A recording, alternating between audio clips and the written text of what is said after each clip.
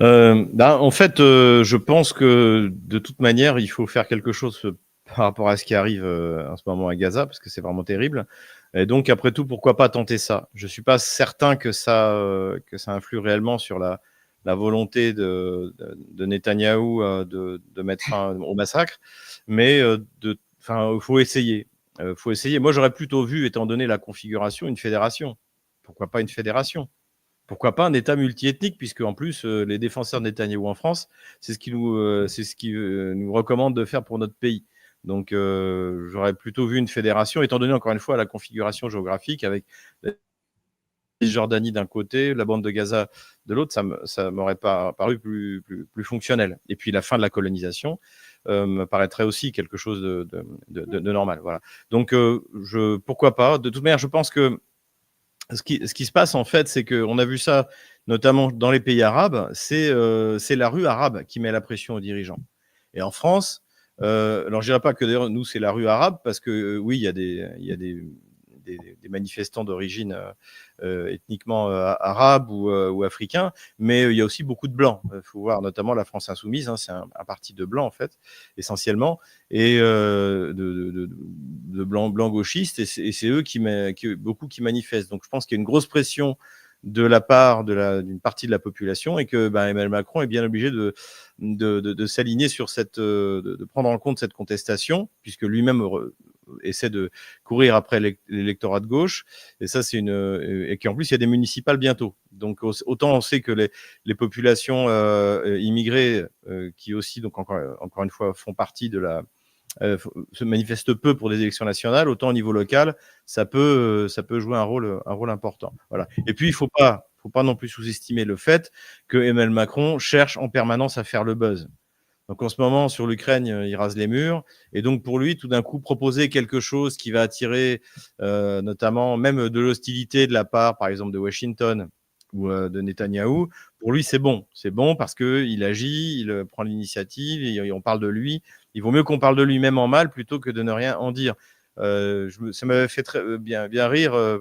Pour la petite histoire, je regardais sur le compte LCI de YouTube, et pour regarder, essayer de me trouver un gamelin ou un moment bunker, et je vois un titre, c'est donc il y a Emmanuel Macron et Donald Trump, et c'est le face à face, comme si Macron jouait dans la même catégorie que Donald Trump.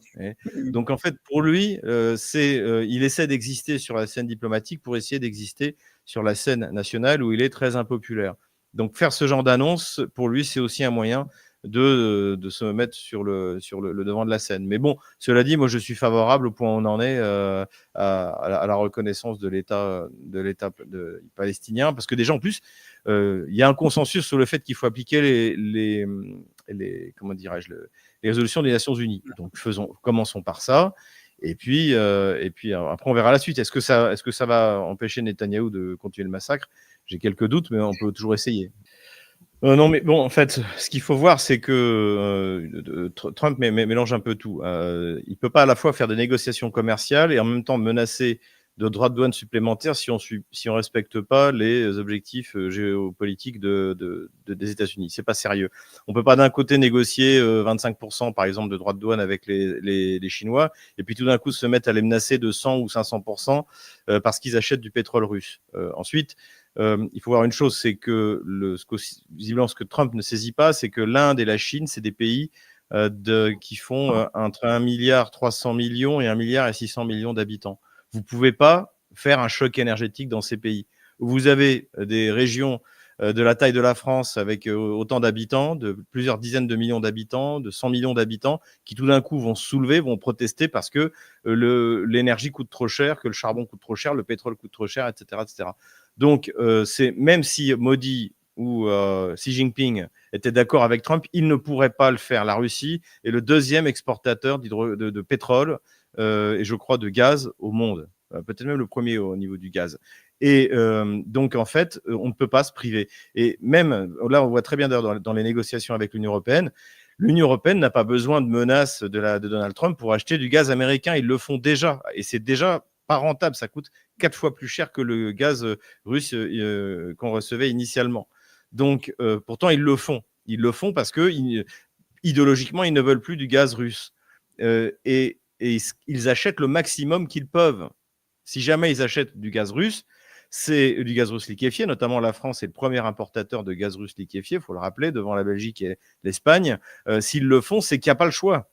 C'est qu'il n'y a pas de remplaçant, encore une fois, ça s'appelle le marché. Et ce qui est d'ailleurs assez étonnant, c'est que pour un homme d'affaires, c'est comme s'il ignorait complètement le marché. Il y a un marché, il y a un volume de gaz disponible dans le monde, il y a un volume de pétrole disponible dans le monde, ça on peut le faire varier. Et il y a des gens qui veulent l'acheter. Voilà, et c'est ça qui décide du prix. Et c'est ça, et pour obtenir ce pétrole ou ce gaz russe, l'Inde et la Chine feront ce qu'il faut. Et ensuite, il faut bien dire une chose, c'est que même pour Donald Trump qui s'est fait élire sur une baisse de l'inflation, une baisse du prix de l'énergie, etc., si tout d'un coup la capacité de production de gaz et de pétrole américain part vers l'Europe, les Américains vont être obligés de l'importer d'un autre côté, puisqu'ils sont quasiment à zéro entre ce qu'ils importent et ce qu'ils exportent.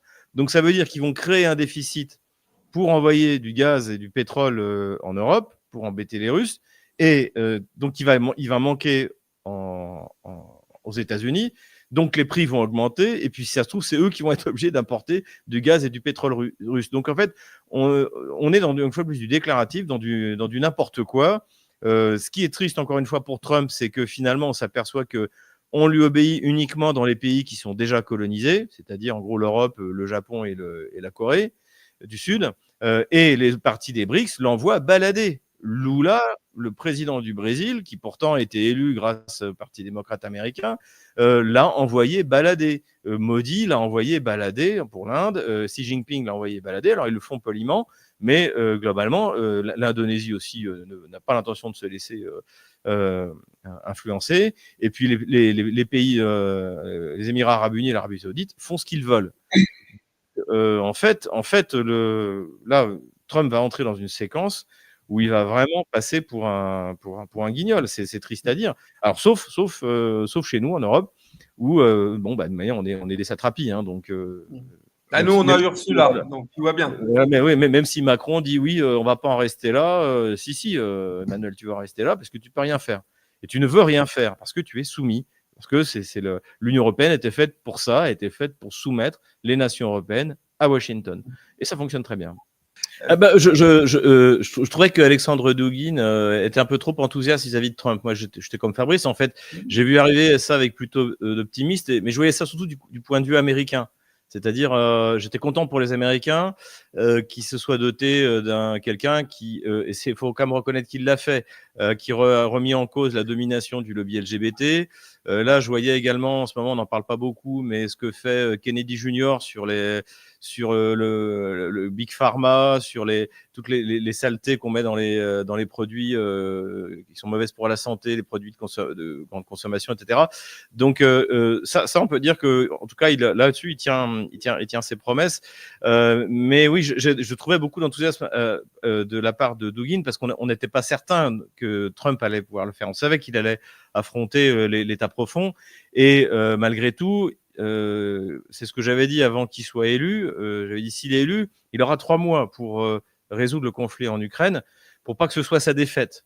Le narratif aurait pu fonctionner de dire c'est la guerre de Biden, c'est pas la mienne. Je suis tout à fait d'accord avec Fabrice. C'est la guerre des États-Unis. En tant que président des États-Unis, il devrait avoir l'honnêteté de dire c'est la guerre des États-Unis, on n'aurait pas dû y aller, etc. Mais bon, son narratif aurait pu fonctionner. Maintenant, ça fait 6 mois qu'il est là, plus de 6 mois. Il y est toujours. Il menace la Russie et les partenaires économiques de la Russie de sanctions indirectes. Donc, il est partie prenante de la guerre. Il y a des tas de pays qui n'ont pas fourni d'équipement à l'Ukraine. Je crois que le Japon n'en a pas fourni, en tout cas pas officiellement, mais qui ont adopté une partie des sanctions contre la Russie. Donc, quand vous prenez des sanctions contre un pays, c'est que vous êtes co-belligérant. Et Trump, je pense que ce qu'il va annoncer dans les jours qui viennent, c'est qu'il va, à mon avis, on sera plus dans quelque chose de symbolique. Je ne pense pas qu'il y ait de sanctions secondaires. Il y aura des sanctions contre ce que la Russie exporte. Mais même là, je me demande comment il va faire. La Russie exporte 45% du carburant nucléaire, de l'uranium enrichi des centrales nucléaires américaines. Et si jamais il met 100% de sanctions, 100% de taxes, c'est les centrales nucléaires américaines qui vont le payer 100% plus cher. Voilà, bon.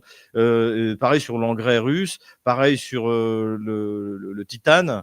Je crois même que c'est plutôt les Russes qui ne veulent plus en vendre, qui eux mettent leurs contre-sanctions. Donc en fait, mais quoi qu'il arrive, de par son discours, il est co-belligérant. Donc il est co-perdant. NATO, losers, club.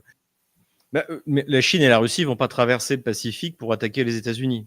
Voilà. La question, c'est est-ce que l'armée américaine est capable d'être une menace pour la Chine et la Russie?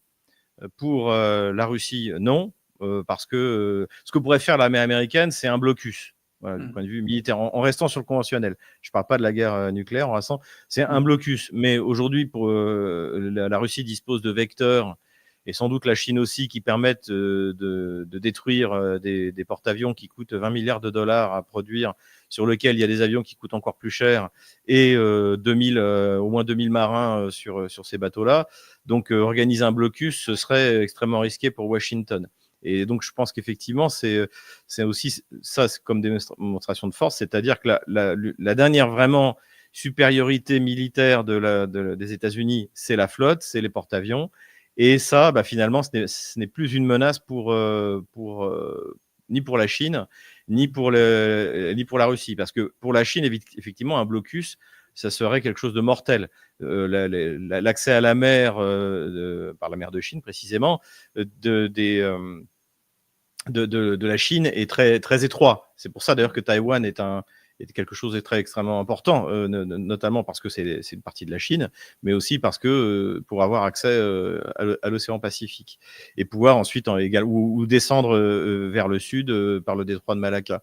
Donc, en gros, la seule menace que peut faire peser militaire que peut faire peser Washington, c'est un blocus. Mais on n'en est pas encore là. Et là aussi, encore une fois, le blocus, c'est un acte de guerre qui peut tourner à une guerre nucléaire. L'autre aspect, c'est aussi Taïwan. C'est-à-dire que les Américains prétendent que les Chinois veulent reprendre Taïwan par la force. Or, moi, je pense que c'est faux. Alors, j'avais lu, mais ce n'était pas été confirmé, que Deng Xiaoping avait annoncé que le retour de Taïwan aurait lieu en 2049. Donc déjà, on a un peu de temps devant nous. Et de toute manière, la Chine n'aime pas la guerre. Elle n'aime pas la guerre. Toutes celles qu'elle a faites, elle a toujours gagné à la fin sur le temps long, mais en gros, à chaque fois, ils se font battre. Ils se sont fait battre par les Japonais en 33, 32, 33, je me souviens plus. Et finalement, sans l'armée rouge, la Mandchourie sera encore occupée, vraisemblablement. Donc ce qu'il faut dire, c'est que je crois que c'est avant tout un geste diplomatique. Déjà, c'est très bien aussi pour une armée, une marine de s'entraîner. C'est diplomatique et ça montre que la Chine ne va pas appliquer les sanctions. Parce que ce que demande Trump à la Chine et à l'Inde, c'est d'appliquer les sanctions contre la Russie. Quand vous faites des manœuvres militaires avec un partenaire, ça veut dire que vous n'appliquerez pas les sanctions. Et surtout, rappelons une chose, c'est que les BRICS, ce qui vraiment, dans la mesure où les institutions des BRICS ne fonctionnent pas encore réellement bien, il y a la force des BRICS, et pour moi, le point principal, c'est qu'il n'y a pas de sanctions entre les pays des BRICS. Sinon, ils sortent des BRICS.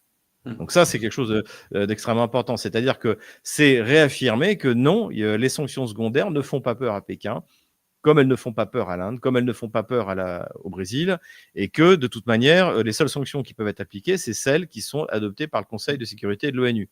Toutes les autres sont illégales du droit international, du point de vue du droit international. Toutes les sanctions que la France, les États-Unis, l'Europe, etc., ont prises contre la Russie sont illégales du point de vue du droit international. Voilà. Donc et y compris maintenant, même celles contre l'Iran, puisqu'elles n'ont pas été désormais. Maintenant, s'il y a des sanctions contre l'Iran, vous pouvez être certain que la Russie, la Chine mettront leur veto et que donc ça ne passera pas. Donc voilà, c'est effectivement, Fabrice l'a dit, il y a eu d'autres manœuvres. Il y a eu des manœuvres conjointes Iran, Chine, Russie. Et c'est un geste pour bien montrer que nous n'avons pas peur de vous, vous n'êtes plus capable d'imposer votre loi, même par effectivement une marine américaine qui, même si elle est en mauvais état, au moins sur le papier, est supérieure à toutes les marines du monde.